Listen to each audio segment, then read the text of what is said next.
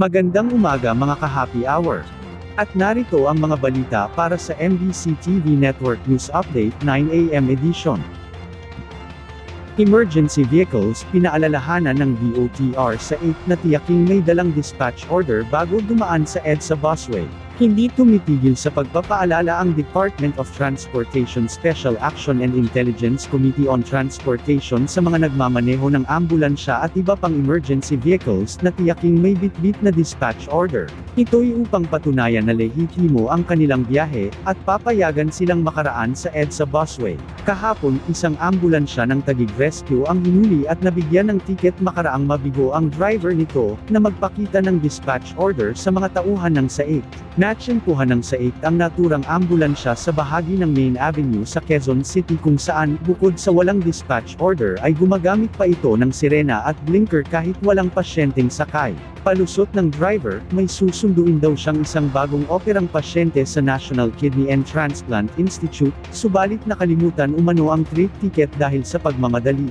Pero, ngunit hindi ito umubra sa mga taga-SAIC at binigyan ng ticket ang driver para sa hindi autorisadong pagdaan sa busway, gayon din ang iligal na paggamit ng blinker at sirena na walang sakay na pasyente. Samantala, kaso ng pagdukot sa bansa, bumaba. Ipinagmalaki ng Philippine National Police ang pagbaba ng bilang ng mga nadudukot sa bansa. Base sa kanilang datos na mayroong 4 lamang na kaso nitong Enero ang naitalang pagdukot, ang nasabing bilang ay mas mababa kumpara sa 6 na kaso noong Enero ng nakaraang taon. Resulta ito aniya ng patuloy na kanilang information drive sa publiko para tuluyang mapababa ang kaso ng pagdukot. At sa ating showbiz spotter, tambalang Vincent Magaligdem at Charmaine Macasadon, ipinagdiriwang ng Sabbath and Wedding Anniversary. Eksaktong alas 2:20 ng hapon, ipinagdiriwa ang Sabbath and Wedding Anniversary ang Dream of Love couple na sina Vincent Magaligdem at Charmaine Macasadon sa Murray, Utah nitong Huwebes, February 20.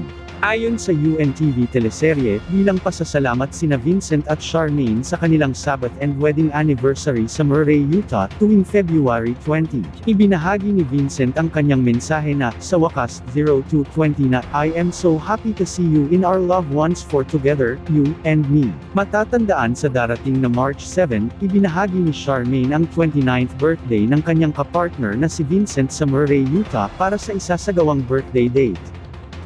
At yan ang mga balita para sa MBC TV Network News Update 9 AM edition.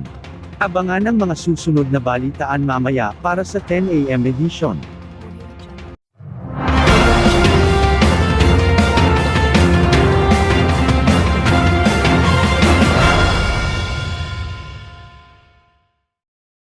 Mga ka-happy hour, kung gusto mong manood ang mga balita sa MBC TV Network News Update, mag-subscribe sa aming YouTube channel, i-like ang aming Facebook page, at i-follow sa aming TikTok account.